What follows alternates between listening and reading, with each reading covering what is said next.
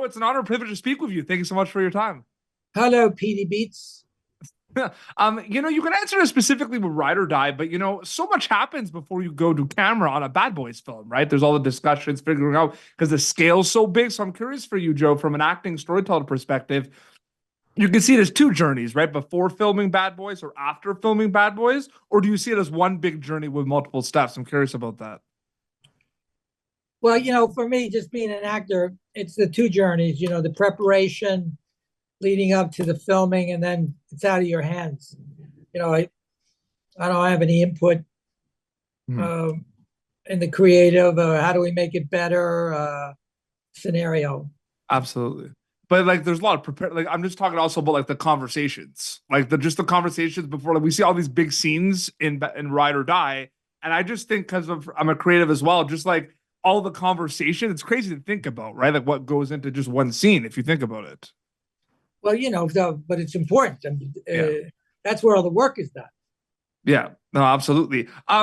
I'm just curious because you have such an incredible body of work, Joe, and I'm just curious, maybe with the Bad Boys films, it's a bit different because you're returning and playing the same character you played before. But how separate are past projects and past journeys for you compared to kind of new projects? Do you bring things from past projects like Memento, The Matrix, to something like a Bad Boys film, or are they kind of separate once you wrap them? Separate. Yeah. Totally separate. Yeah.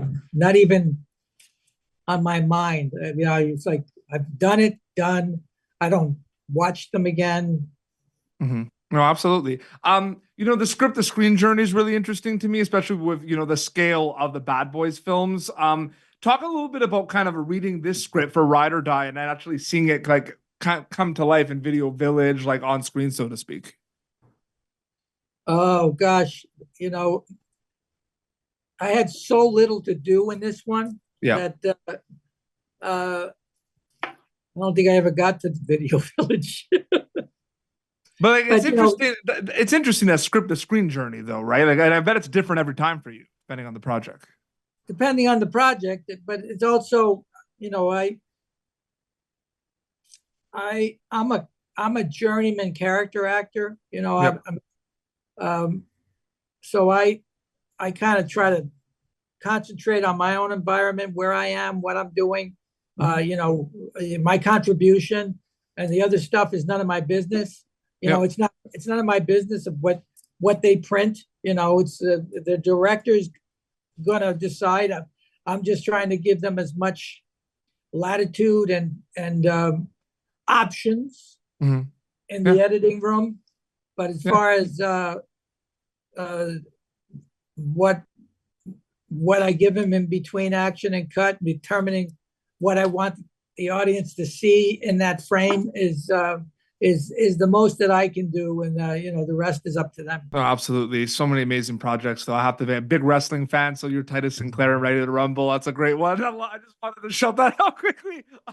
Joe, it was an honor and privilege to speak with you. Thank you so much for your time. Thank you. Have a good day. You so too. Long, Pete. Thank you for tuning in to Popternative.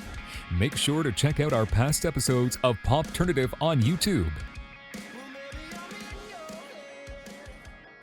This has been an Autograph Communications production.